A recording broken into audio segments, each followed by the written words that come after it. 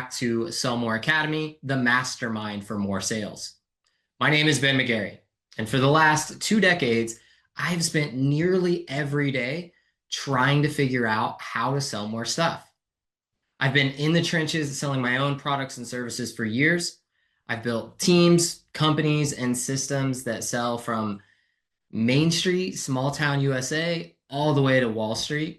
And I've been fortunate enough to coach and consult for countless others worldwide, all in totaling over $150 million in sales. During that time, it has become painfully obvious that the marketplace is and always will be loud and noisy. Content creators and social media gurus are incentivized to promote clickbait tactics and short-sighted strategies that often cause more harm than good. Given the pace of technology, it seems like everyone has all the tools at their fingertips these days, but nobody really knows how to put it all together. Plus, what worked yesterday might not work today and will almost certainly be different by tomorrow. And that's precisely why I started Sell More Academy, to build a community and a set of resources to help you stay ahead of the curve, to help cut through the noise and make sense of the next best step. At Sell More Academy, we focus on what we consider to be the 5 pillars of modern business success: AI, branding, marketing, sales, and systems. We bring this to you through a powerful combination of a vibrant mastermind community where you can connect with and learn from fellow high achievers and experts in the field, live masterclasses just like this one, where we dive deep into the strategies and tactics covering one pillar each day, a curated collection of resources, including free tools that we're building to help you sell more effectively, and our Sell More directory, connecting you with the pre-vetted providers and solutions that you'll need whenever it's time to either outsource or just find the right tool for the job. Our goal here is to provide you with everything that you need to not only stay informed and competitive, but to sell a lot more stuff. And that brings us to today's masterclass, where we're diving into branding and specifically going over the founder's footprint, building a personal brand that elevates your business. For the next 45 minutes or so, we're going to tackle one of the most significant and maybe most misunderstood assets in your entire business: your personal brand as a founder. Right now, every single one of us is operating in the most crowded, most saturated markets that we've been in history. Your ideal client is constantly being bombarded with thousands of marketing messages every single day. The cost to acquire clients and even attention continues to climb. Companies are spending millions of dollars on ads, on content, on complex funnels, just to try to get heard up and above all of the noise in the market. But what if the most powerful and maybe most resonant and definitely most cost-effective marketing asset that you have isn't a bigger budget or a better ad, but you? For decades, the conventional wisdom was to build a business that could run without you, to completely separate the founder from the brand. But in today's trust-starved economy, this is just a critical mistake. Your audience doesn't connect with logos. They connect with people. They don't trust corporations. They're going to trust individuals that have a clear vision and a powerful voice. So this session is about shifting our strategy. It's about moving from being the best kept secret in your industry to becoming the definitive go-to authority in your space. It's about transforming your personal reputation from a passive background element into the primary engine for your company's growth. We're going to look at why this is no longer optional. We'll look at the data and the market dynamics that make founder-led brands the ultimate competitive advantage today. And then I'm going to give you a clear, actionable 5-step framework to deliver your unique founder voice, choose your platform with intention, and consistently create content that positions you not as a vendor, but as a thought leader in your space. And finally, we'll kind of deconstruct some of the playbooks of iconic founders that have done this very well at a very high level for a very long time. So let's dive right in. Today, we're covering the founder's footprint, building a personal brand that elevates your business. The goal is to grow our business through authentic leadership as a founder. So let's begin. Our mission here is to show you how visionary founders build personal brands. We'll cover why founder-led brands dominate, and we'll provide a framework for your voice, and we will analyze top performers like Elon Musk and Sarah Blakely. This session is focused on the how-to for amplifying your message and driving real growth. Now, let's talk about your public charge. You are the face, the voice, and ideally the vision of your business. And stepping into this role is a true strategic advantage. This isn't about trying to become a celebrity or become the next guru. It's about claiming your position as the definitive leader in your space, as a thought leader that is driving things forward. Your reputation as CEO it can account for a significant portion of your market value. We see this all the time. The CEO stumbles, the business stumbles. The business is doing well, the CEO steps out, the business does even better. And so this is something that we see played out all around us pretty consistently, and the market tells us all the time that this is the way. So embracing the public charge isn't really an option. It's powerful. It's an imperative. It's something that you have to do because you're going to be judged on it anyway. So instead of waiting for the public to decide what your image is going to be, you step forward. You craft it with intentionality. You craft it so that it significantly increases the traffic and really the attention that goes to your business. So let's kind of explore why the human connection is so vital here. Well, first, we follow up on this idea that we need to be in front of the public. We need to have that, right? This is crucial. So the reason we want to do that is because people do business with people. They're not buying your logo. Although you may convince them to wear it, the people behind the logo are the purpose for doing business. And so your audience craves authentic human stories, not faceless corporations. There are no funny corporations that last. There are funny people behind corporations that make it. There are no visionary companies that last. There are visionaries that have companies that last. And so understanding that people do business with people is such a core fundamental truth for selling more that it really kind of underwrites most of our other lessons.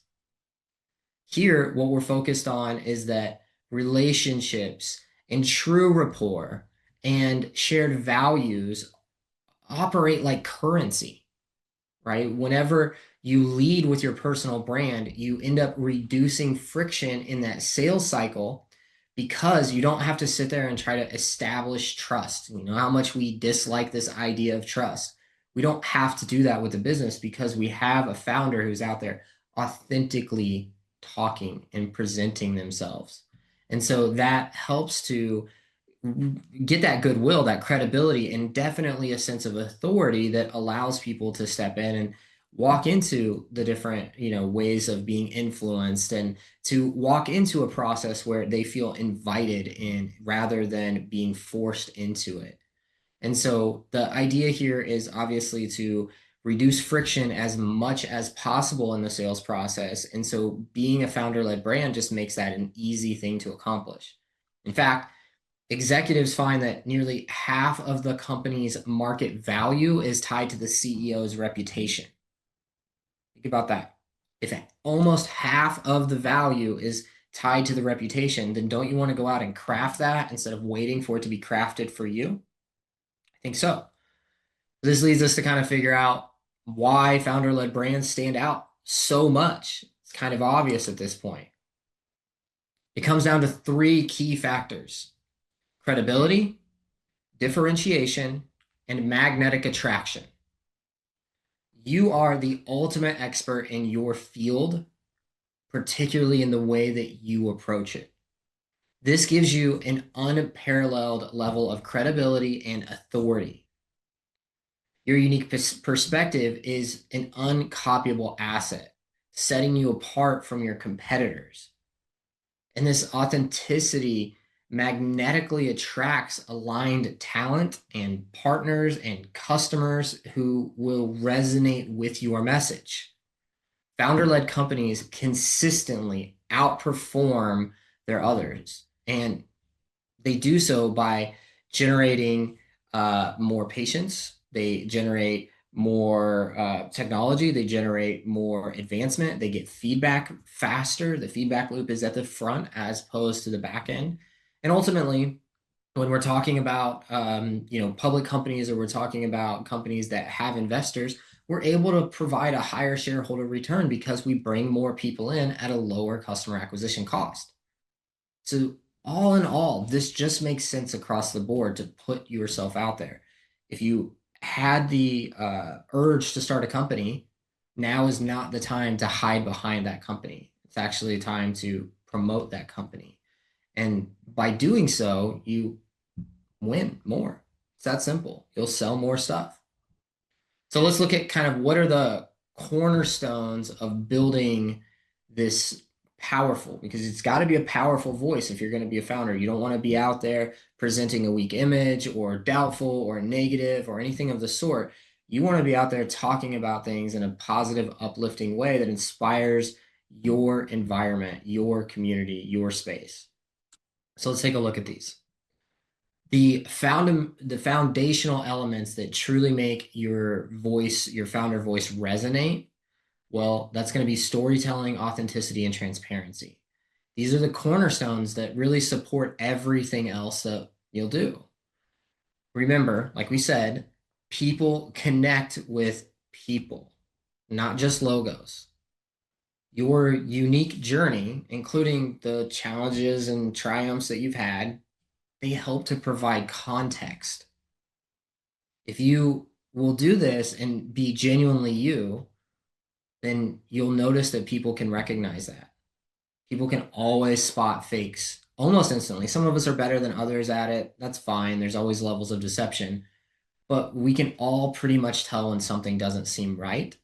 And we don't want to raise any of those red flags. Again, we're trying to remove resistance from our entire sales process. And then when it comes to transparency, you want to make sure that you're sharing your process, your beliefs, your mistakes, why you operate the way that you do. Transparency is a weird word that makes people think that they have to share everything or overshare. And really, it's just the context. It's the reasoning behind why you do what you do. If you can be transparent about that, whether it's because others don't do it, because I think this is a unique angle that we can take, or because it's the best thing for our clients, whatever that transparent answer is, that is what's going to build authenticity, right? And so they all fit together here. Your story needs to be transparent for people to believe in the story and then in you. So they all tie together. This is not just about being nice to people. Please don't mistake that. You can be rude. You can pick a personality that is brash. You can pick, a skeptic, condescending tone. There are a lot of different ways that you can do this, but you want it to be authentic to who you are. I am generally more upbeat and in a good mood. If I came on and started making a bunch of videos where I was negative and sour and mad at the world, that would probably come across as fake or something being wrong with me because it's outside of the norm. So whatever it is, wherever your baseline is, all you're trying to do is amplify that, not to change that. And that's what makes this a lot easier of a process to not only start, but to sustain. So let's look at the first step here of crafting this voice. And the first step one, is all about defining your core message. Okay, that is the key that we need to focus on. What is your core message? This is where the how to really begins. You need to identify your core values and your principles. What do you stand for? If you can clearly articulate this and the unique problem that you solve, you're well on your way. Consider how you see the world differently from your competitors. Right? Now, I'm not just talking about marketing copy. This isn't something that ChatGPT is going to spit out for you. What I mean is sitting there and actually thinking about what makes you unique. What do you stand for? If your values end up being like honesty, integrity, and trustworthiness, then you don't have values. That's just something that you put on a wall. When we talk about values, it's what do you stand for?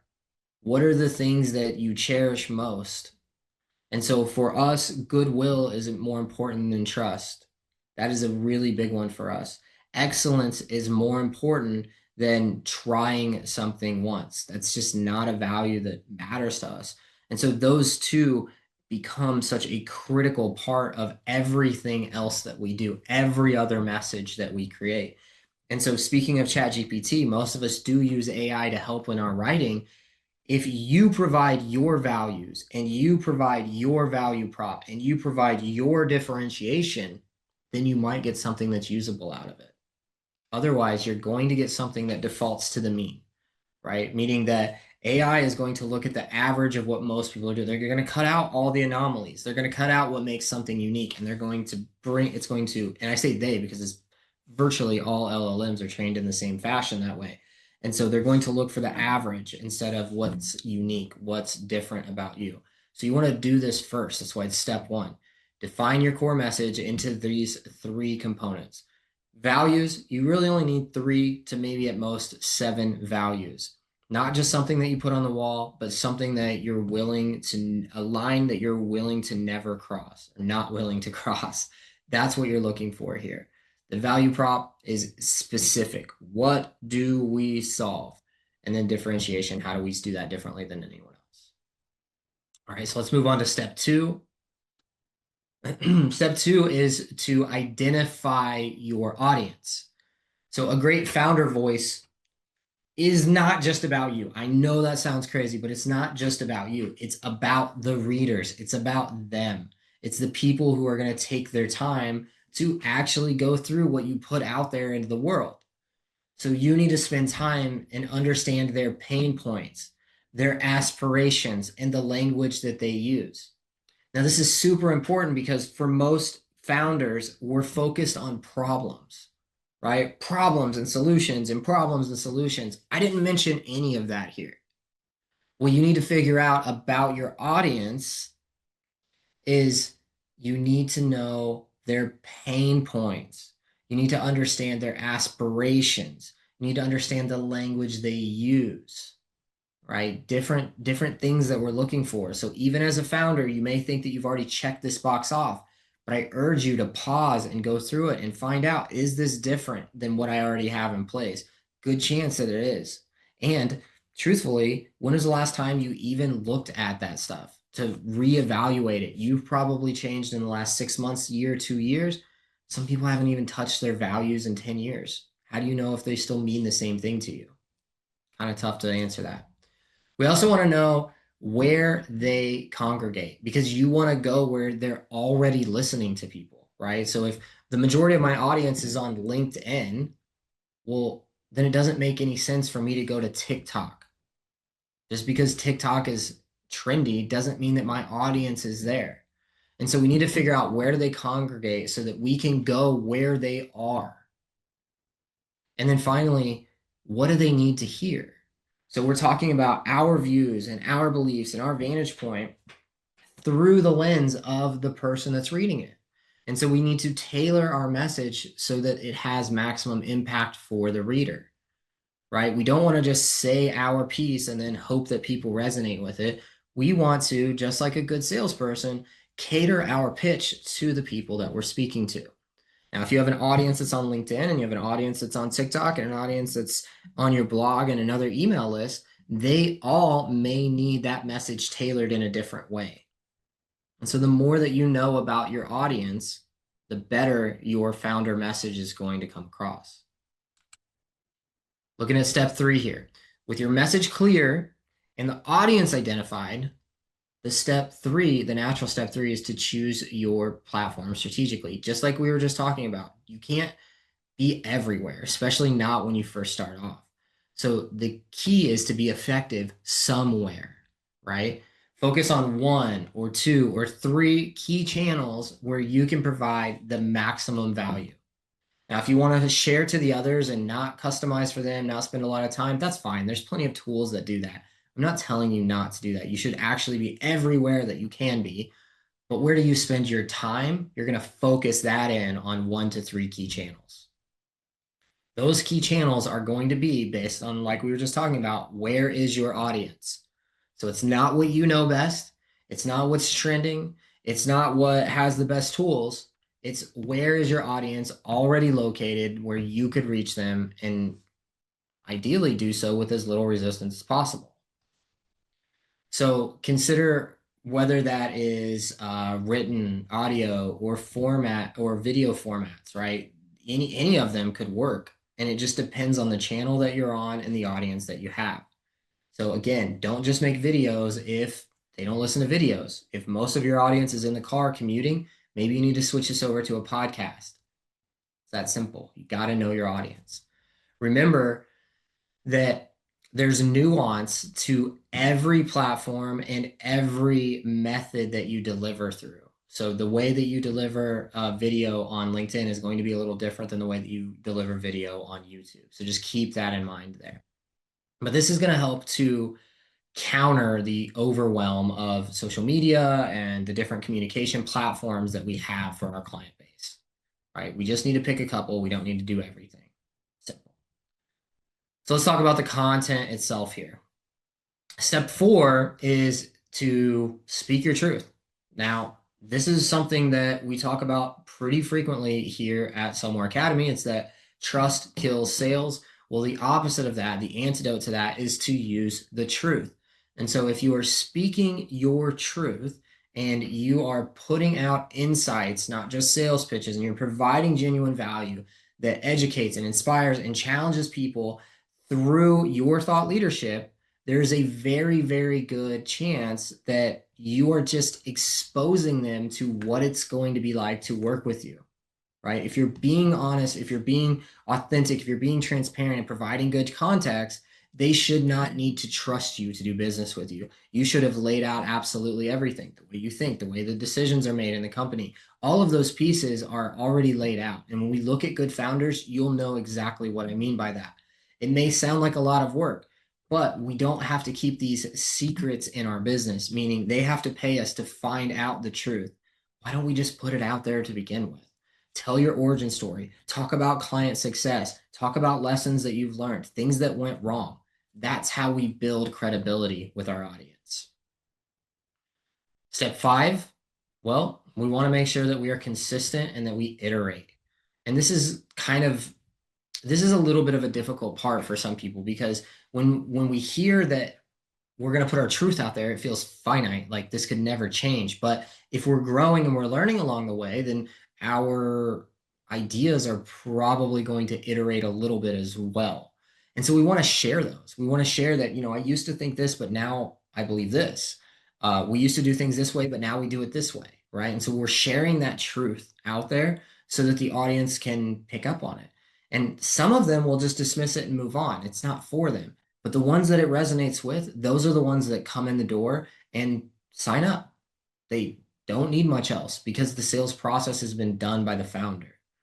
And so this isn't really about perfection from day one. It's about showing up regularly, whether that's every day or every week or every month or whatever it is that you decide fits you and your audience, that you do it on a consistent basis. And I always think about this kind of like TV, right? You knew, at least before streaming, you knew when your show was going to be on. And so you planned your day around that. Some people plan their week, some people plan their whole life around what shows they were watching. But you had an idea of when that was going to be on, and so you planned accordingly. And so it's the same kind of thing. We come out and we do our master classes at the same time every day so people can plan accordingly for that. Now, that may not be realistic for you to do them every day, Maybe it's just once a week. Maybe you put them out the first Friday of every month. Whatever it is, create a consistent schedule and do your best to stick to it, rain or shine, in sickness and health. Just get it out there. Now, the frequency that you do will continue to build anticipation for your next message. It also helps to reinforce it because when people are truly, reading along and learning, they're going to go back to the stuff that they've already seen for confirmation. I'm sure you guys have all read something twice before. I have, maybe even a couple more times. So we tend to go back and reinforce ourselves, which means that you, as a founder, write that message once, it reaches plenty of people, and then reaches them more than once so that it can reinforce that message. And then the other beautiful thing about this is that that iteration is going to come from feedback. So oftentimes a founder or a CEO is only going to find things out when they're wrong. Oh, the customers didn't like this after we did a multi-million-dollar rollout. Or, we're getting a lot of complaints in the support chat about XYZ. Well, the beautiful thing about putting the founder forward is that you find out all kinds of things up front. You're able to gather feedback sometimes before you build anything, definitely before there's an issue, at least a widespread issue anyway, right? You may capture something when it's still just a small little molehill before it ever becomes a mountain. And so that's really the idea here of making sure that we're constantly learning and growing and adapting and just being transparent about the fact that that growth means iteration and that growth means change for us. And so that's the objective that you want to put out there. One thing that I think is really dangerous is when founders try to create this set of rules or this set of, this is what I believe and so be it. And if you don't like it, get out of here. Well, that works in a clickbait world, but it doesn't work for, first impressions and people coming back around to you later. So just be careful with that side of things. All right, onward. If you want to build a powerful personal brand without adding a ton of extra work to your already packed schedule, you need smart positioning. You need to integrate, not just add stuff. You want to weave your personal brand into the existing tasks you have. Chances are most of you are busy, right? You're watching this. If you're watching it live, then you probably had to put something on hold. If you're watching a replay, you might be doing this after hours. You might be doing this in the middle of the night or even on your weekend. So it's not like you have a ton of extra time to add stuff into your workflow. Instead, what we want to do is integrate pieces in, right? We want to make this to where it's an easy process for you to stay consistent on. We want to weave your personal brand into your existing tasks, things that you're already doing. You want to do things like batch creation. Doing things in batches allows you to work on a lot much faster. It's a very efficient way to say, I'm going to build all of my images, or I'm going to write all of my content, or I'm going to do videos, or I'm going to shoot 10 in a row, whatever the case may be. I'm going to work in batches so I can just keep doing the same thing instead of task switching from one thing to the next. And then the next thing is to leverage your team. They're there to help. You can delegate content support, you can delegate editing, you can delegate scheduling. I've shown you in a previous masterclass some of the content workflow that we have here at Somewhere Academy. I do not post all of this stuff. Fortunately, most of my friends and family are well aware of that, so they stopped messaging me saying, hey, I saw your most recent thing. They figured out that my team is doing most of that, or hey, how come you never respond to me on social media? Because I'm not on there.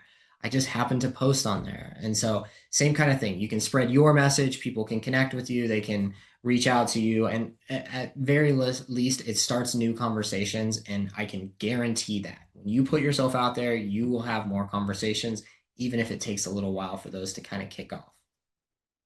If you do this, though, and you work this into what you're already doing, it makes it very easy. It really does make it it's something that becomes fun to do. You get to talk about your unique perspective, and it's not much of an additional burden to you. So let's take a look at, I've got 3 examples here of people who are founder-led brands. Because of what they do, their business grows. If they were to take a 180-degree turn and completely act in opposition to the way they always have, then we would see their businesses tank. So let's start with the biggest. We've got Elon Musk. We've got a visionary architect who may be the biggest visionary architect of I don't know, of all time of our life. I don't know. That'll go down in history to be debated for a different time. But his brand essence is essentially visionary. He's daring. He is unapologetically ambitious, and he is authentic. He leads his companies through direct communication.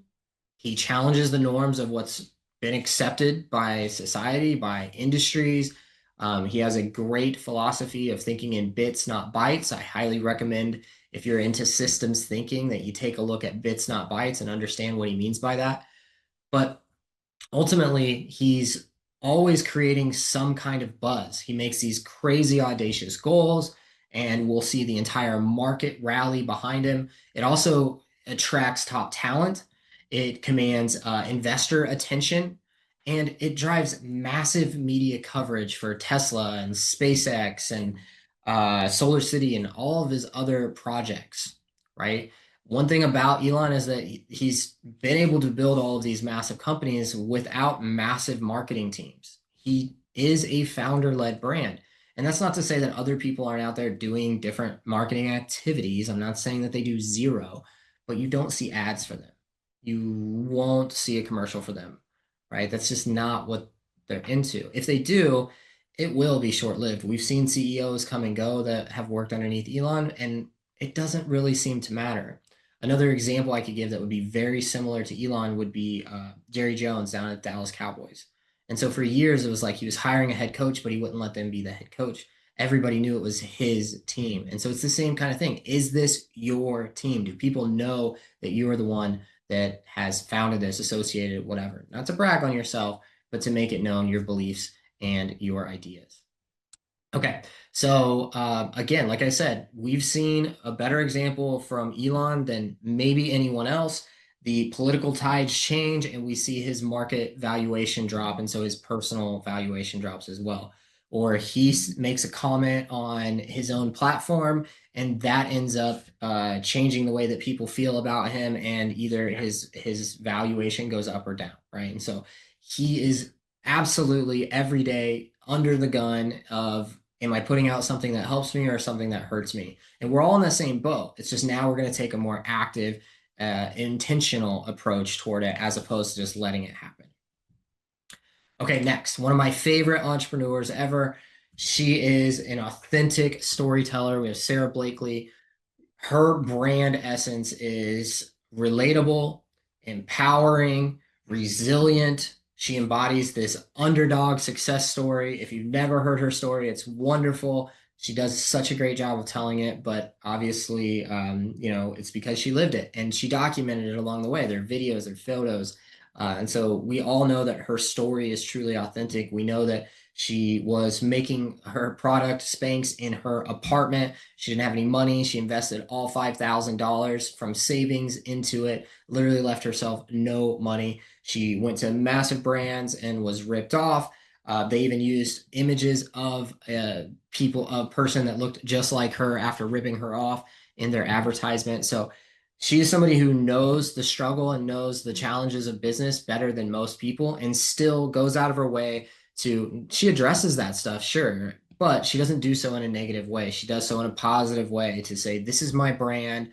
This is what Spanx is. This is what I believe she has another brand that's out now. And ultimately, fortunately, both of the examples we have quality products and services behind them.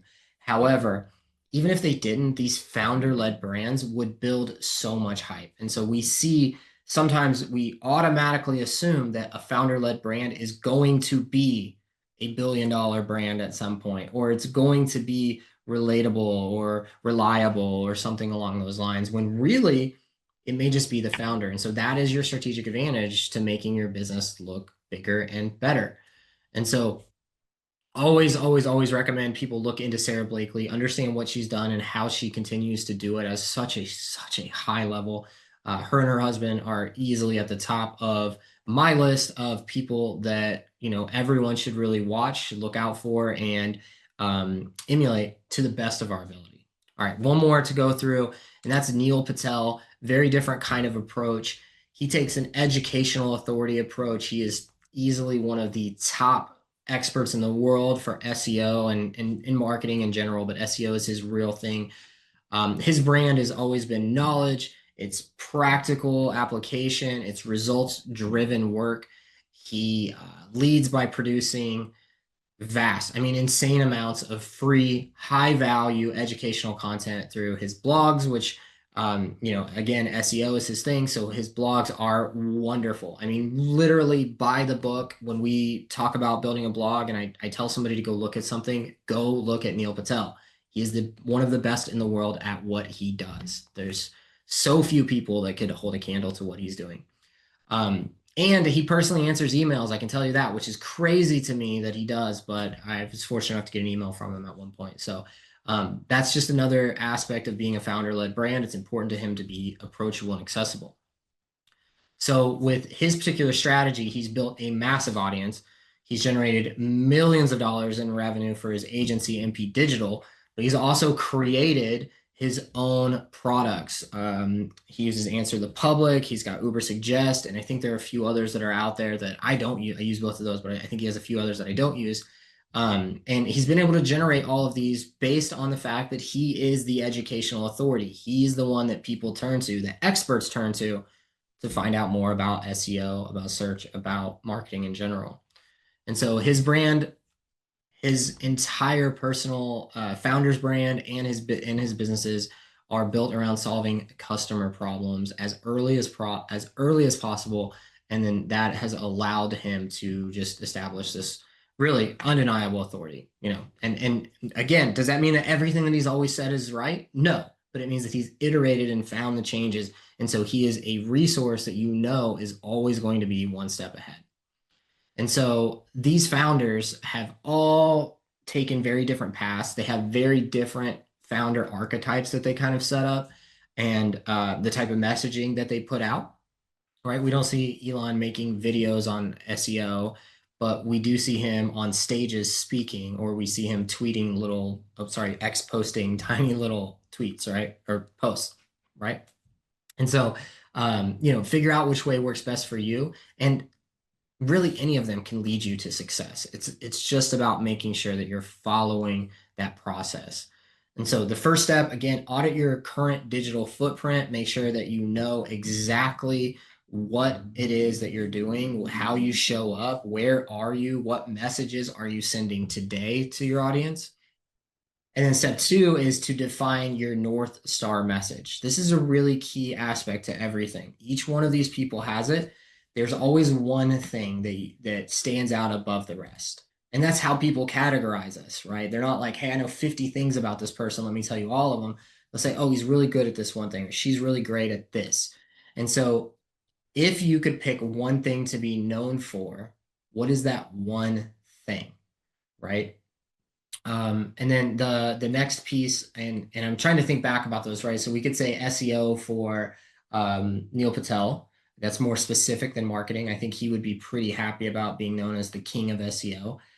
When it comes to Sarah Blakely, one thing that she's been known for is being a self-made billionaire and one of the first female self-made billionaires in the United States. And so, her struggle story is definitely something that she's known for. And then ultimately, you want to choose that one platform where you can show up. Now, we did talk earlier about making sure you pick 1 to 3, but these are your immediate steps. What do you do after this masterclass to make sure that you can take action and you can start moving toward this future? Find one platform where your audience is already congregating and start putting your message in front of them. That's it.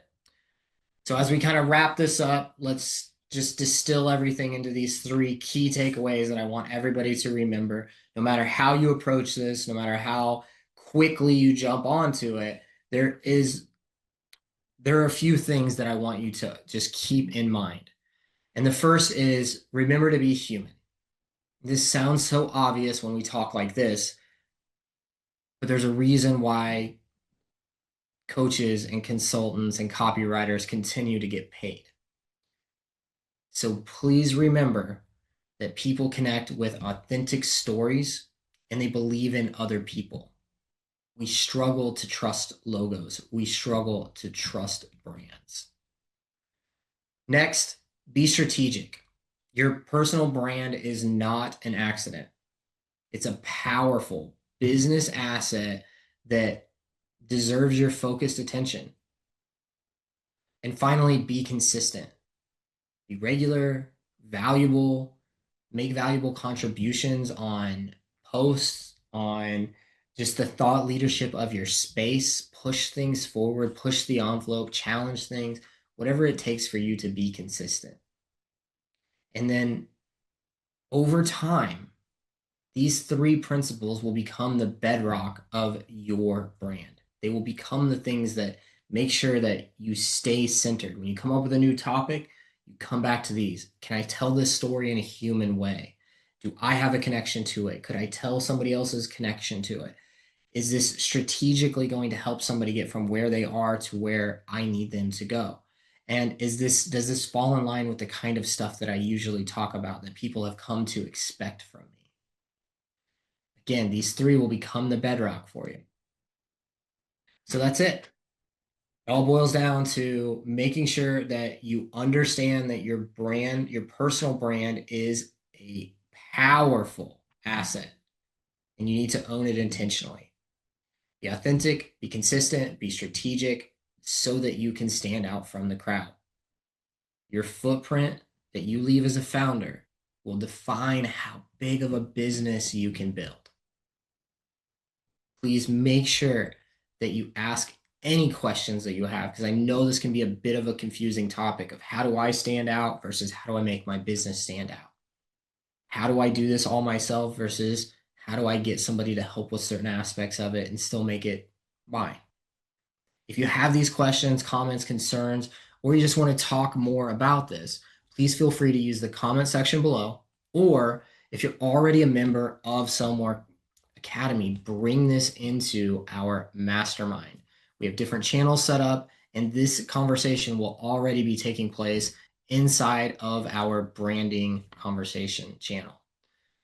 If you have any questions, bring them there. We want to talk about them. That is the perfect spot to have more of a long form conversation and to help us iterate so that we continue to bring you better and better content. But for now, that's it. So I'll wrap up by saying I hope you all have a wonderful day, and I hope this helps you to go sell more.